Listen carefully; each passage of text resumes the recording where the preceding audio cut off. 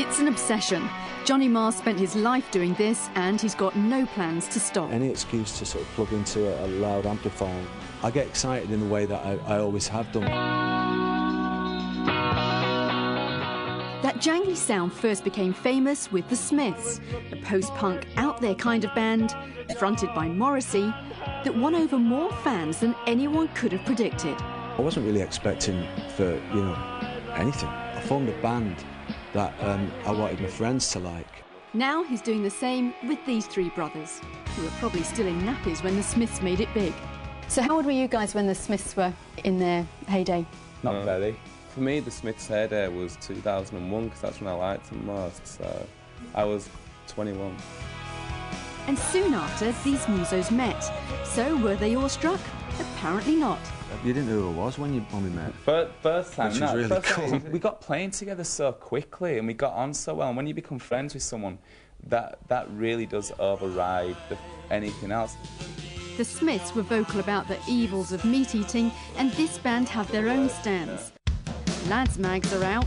Yeah, the concept is just very, very bizarre in this day and age, you know what I mean? It's like, how far forward have we moved? Not very. We're not under any illusions that it'll change the world, you know, but just for your fans to know what your ethics are is important. And conforming to look the part just isn't cool. It's a bit peacocky. If you don't know what a band looks like, it doesn't matter. Why do people care so much about that? As seen here in this 80s interview, clearly Johnny didn't. The Diamanti, yeah. I was watching it the other week. They were just like cheap, from Kensington Market, cheap sort of girls' goth sort of Diamanti sort of necklaces, and I just thought they were very pretty. We're guys, you know, we're like, you know, regular guys, but we like winding up the beer monsters. Because you did a bit of football as well, didn't you? Yeah. I used to wear nail polish then as well, which was really way more intimidating than having, like, you know, big muscles. No one would go anywhere near you if you had eyeliner on. But when it comes to music, the crowds come flocking. The Cribs recently got nominated for Best Album at some top UK awards, but they skipped the bubbly to come here. The idea of blowing out a show for an awards ceremony just didn't really sit right with us, really. For these guys, it's not the glamour. They like it rough and ready. One of the reasons why there are so many people who used to be in bands is because they don't like sleeping on sofas. They don't like being curled up in the back of a van, and we still kind of find all of that sort of romantic in a way.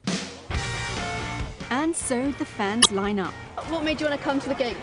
I've been a big fan of Johnny Marr. Johnny Marr. Just to see him play guitar. He's saved my life many a time with his guitar. Everything he does is gold. And they're in for a treat. While some fans get this, here it's a cosy little affair, an intimate and free MySpace show.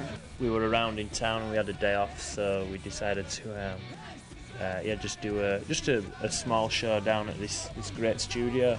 The studio belongs to Neil Finn.